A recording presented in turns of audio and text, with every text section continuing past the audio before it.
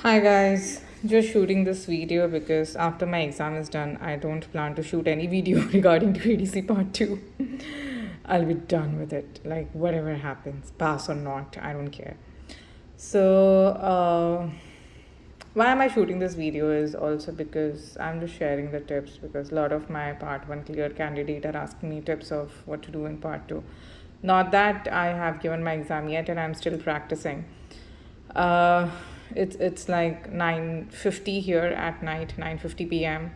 I started working around 3 o'clock. I finished my patients by 8:15. I took a break of some time, started working by 8:35, and just setting up everything, cutting the tooth, cleaning, and whatever, and doing the amalgam. I'm here. When I first started doing this amalgam task, I cried for 2 days. I'm not kidding. I'm seriously not kidding. I cried for 2 days. I was like, I can't do this. Like, I really cannot do this. I'll just give up. I don't care about this exam.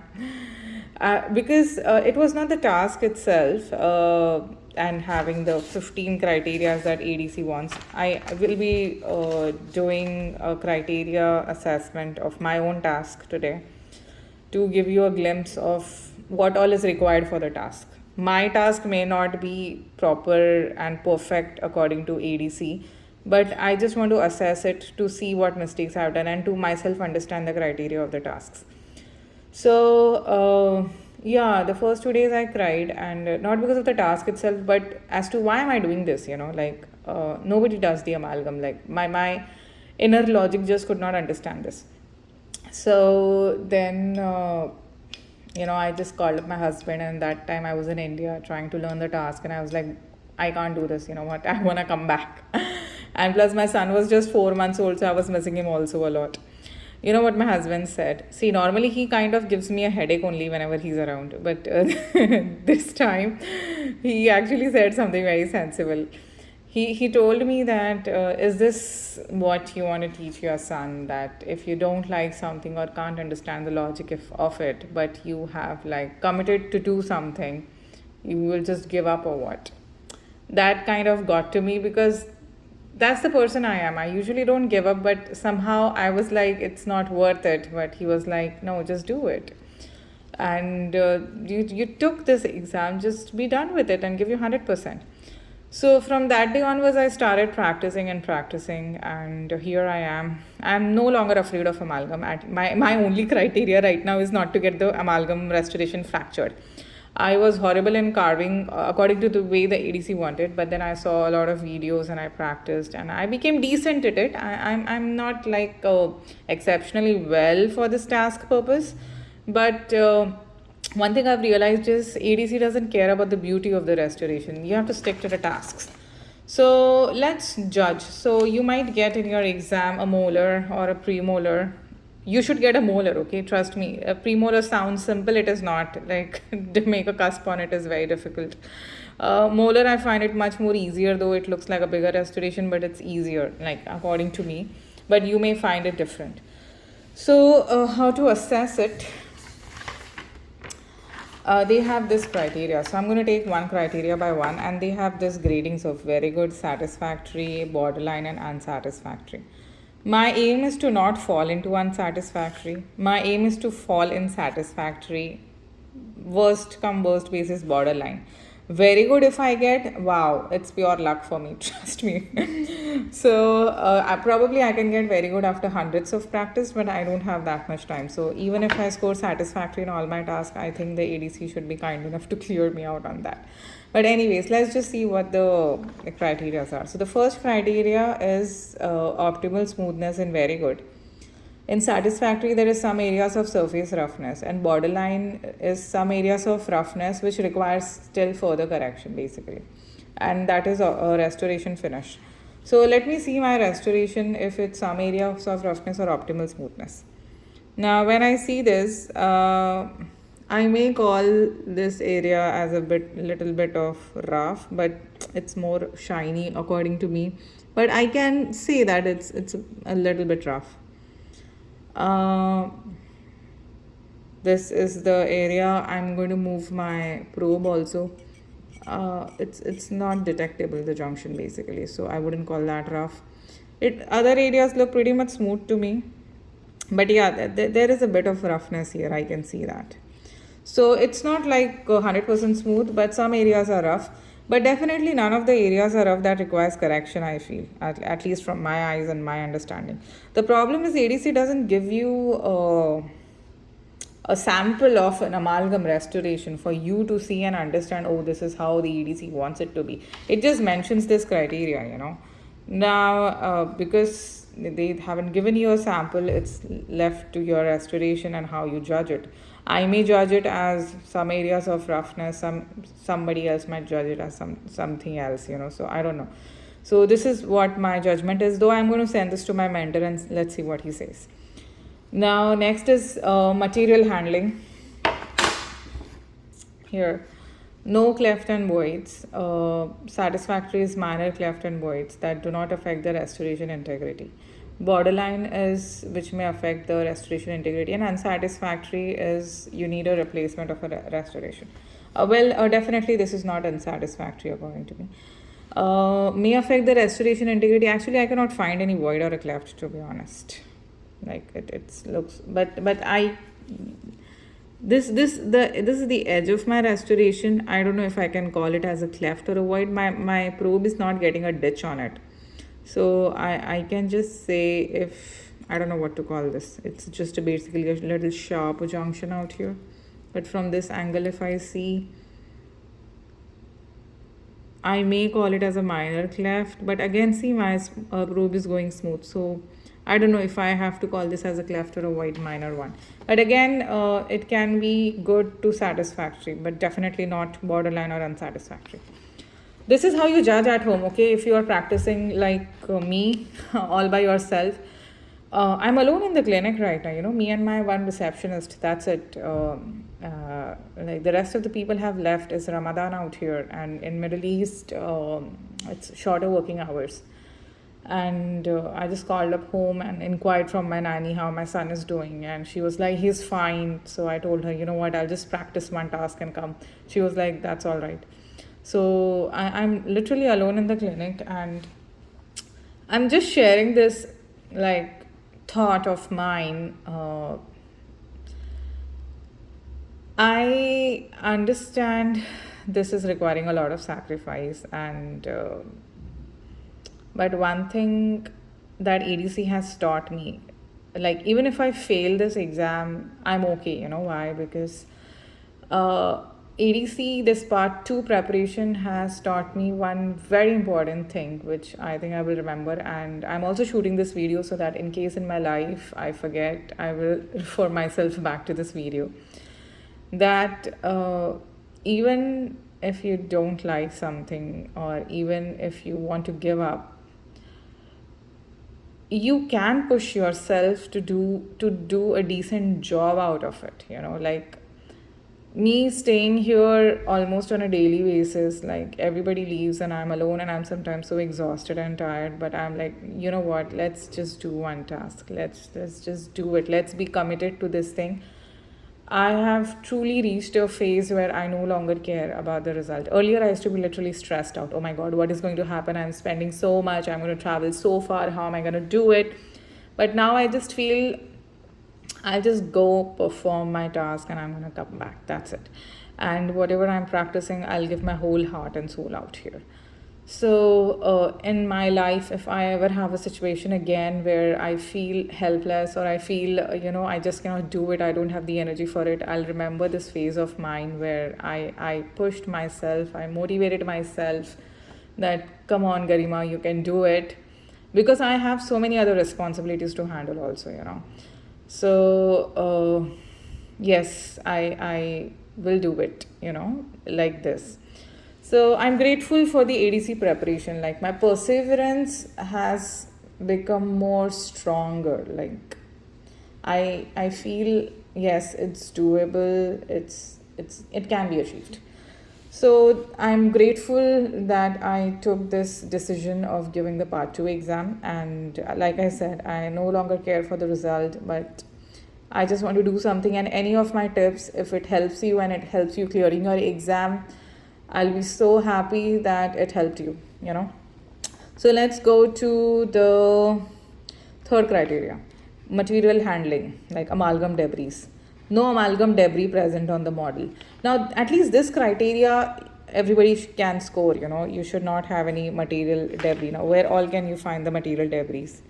Majorly, you can find in the embrasures, out here and here. You can find it here, here, here, anywhere, you know. Sometimes you don't clean from here and you might find some amalgam scraps out there. So yeah, currently there is no material this thing. Or even if a small amount is present at one site, you still fall under satisfactory. So that's all right. So in here I can score nicely. Now restoration integrity. Restoration present and intact. Is my restoration present and intact? Yeah, it is. Like, it's not fractured. Yeah, believe me, restorations do get fractured, and I've had fractured on premolars so often. I need to practice my premolars more. So it's not fractured and it's present, so I can score on this criteria, you know. Tooth restoration junction. Junction of the restoration and tooth not detectable by probe is a very good criteria. Just detectable by probe is a satisfactory criteria. Now here, where all the junctions can happen, it can happen here, it can happen here, here, here, here. So out here I feel it's just detectable. This is good. I can't detect anything here, it's nicely burnished. So at one spot I feel it's just detectable, but not so bad also. So I can grade it satisfactory, I feel.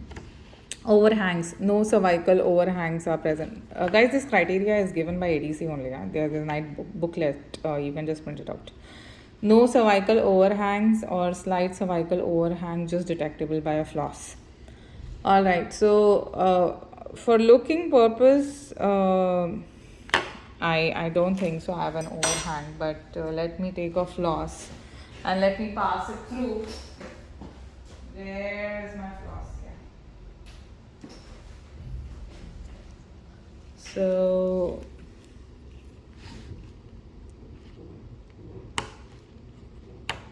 I don't think so there is an overhang there, and here my floss is passing so easily. Yeah, probably out here I feel my no, it's not there. If you see it properly, like, yeah, I don't see there is an overhang here, so I'm good. Damage to the adjacent or assessment teeth. No damage, and minor damage, I should be wanting it. I have not damaged this tooth. Now, why you can damage this is because you know, this in exam you'll get a machine cut tooth. Here I have cut it with a burr, so it's not that smooth, so my amalgam can retain. But in the exam you'll get a machine cut tooth which is so smooth, so your restoration might not stay. So you have to make grooves inside before you put the amalgam. Now if accidentally while making grooves with the burr you damage this tooth or you damage the adjacent tooth, then it's a problem, right? So here I have not damaged this tooth or the adjacent tooth. Okay, so I again score on this criteria. Damage to the gingiva, again no damage is very good. Minor scratches on adjacent gingiva, borderline is minor cuts, and unsatisfactory is major damage. So I have not damaged the gingiva in this task. You can damage how, again with the burr, accidentally you were making a groove and it went in the gingiva, or when you were trying to remove the excess with a probe and you nicely scratched it. But here in this scenario I haven't done it, so I score on that criteria. So you see these two criteria of damage to the adjacent teeth and the gingiva, you can score easily very good on it if you have not done it. So because it requires just nothing from your side. Now we come to, so how many criteria did we cover? 1, 2, 3, 4, 5, 6, 7, 8 criteria we have covered. Now another 1, 2, 3, 4, 5, 6, 7 criteria remaining. So there are 15 criteria for each task. Okay, now proximal contact. Optimal contact tightness is very good. Slightly light or slightly tight proximal. Very light or very light proximal contact is borderline. Now, what has happened with me here? On the distal side, if you can see, I have an optimal tight contact. Now, this is a good contact. But on my mesial side, it is very light. Actually, it's very light. Or it is not absent because there is something there, but it's very light. And why that has happened, I'll tell you, is because I did crown prep on this tooth, and accidentally, if you can see, I've necked off the premolar area. So because my premolar proximal area is slightly, cut off by me, uh, of course the contact is very light out here. You see, it's just barely touching it, like my floss can easily pass through it, because I could not overextend my amalgam out here, as then it would have been an overhang. I should have ideally changed this premolar tooth and dented the amalgam, but I'm exhausted, guys, so I've not done that. But you understood what pretty much I'm saying. My mesial flossing area should also have been like the distal.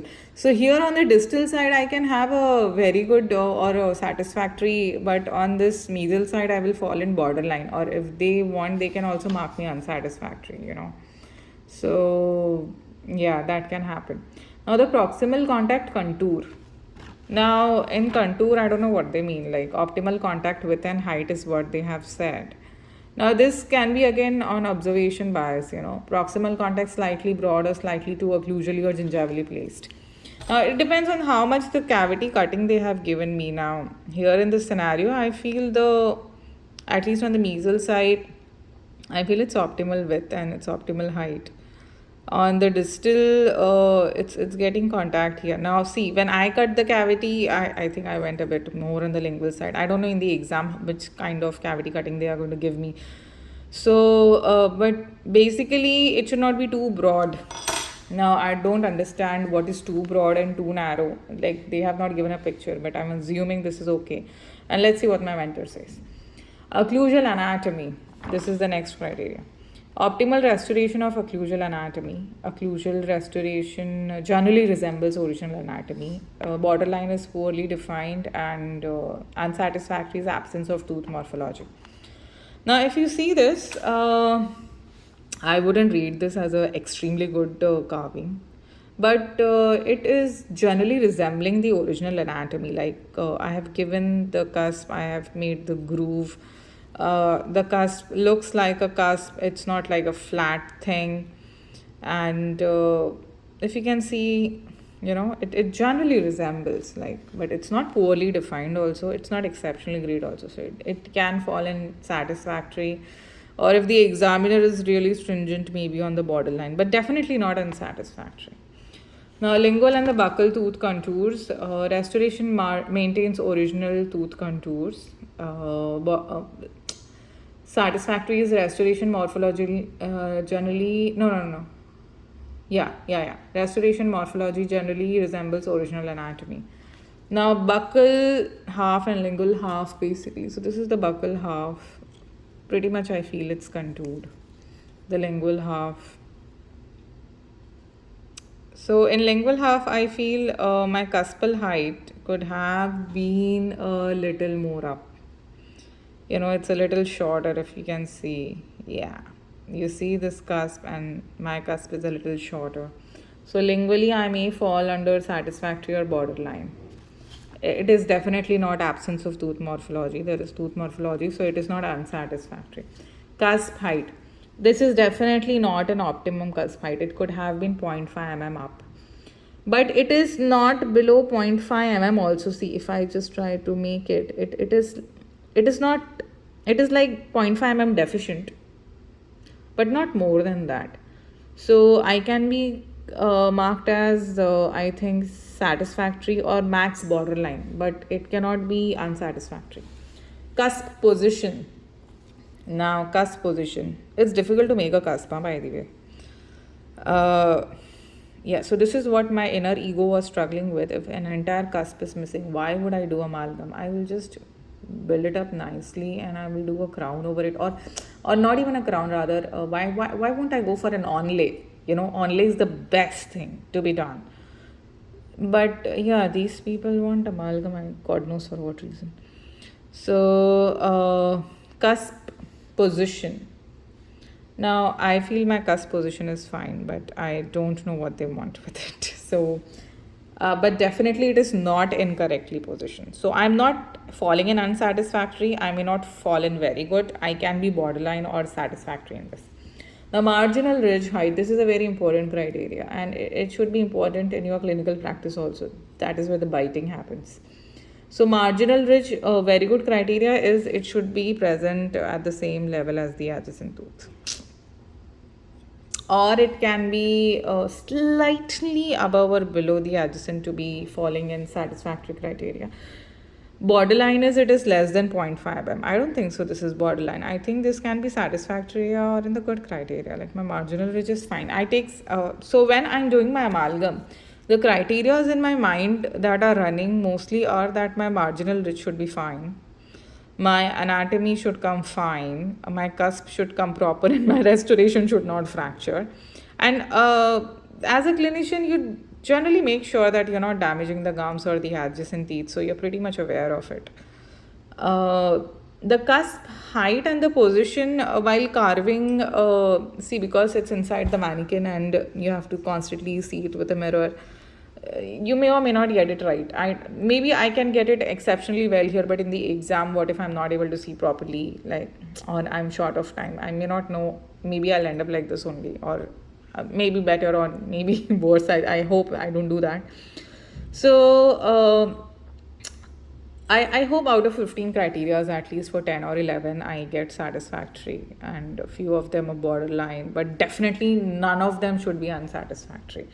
So I'm not aiming for very good, because very good will give me a lot of stress, because very minute things have to be taken care of, which I think can definitely happen if you practice on like 50, 60, 70, 80 teeth. My exam is mid of May, and April is gonna start. I think probably I can do more 10 or 15 of these restorations, not more than that.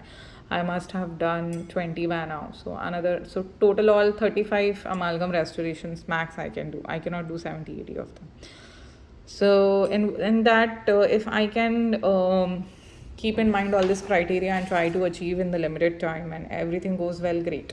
So this is how you are supposed to do your self-assessment, and you should have these criterias in your mind when you are practicing. So you have to go through each criteria, and take it very seriously and stick to it.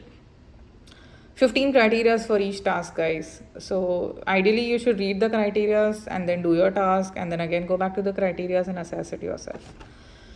So I hope this was of some help to you, to give you a gist of the exam. I'm not teaching this in any way. This is just sharing of my experience. You should be taught by a good mentor, or you can practice by yourself. It's not like you can't do it yourself. Of course you can, if you just take care of these criteria. So yeah, this is what it is. Have a nice day, guys. Bye bye.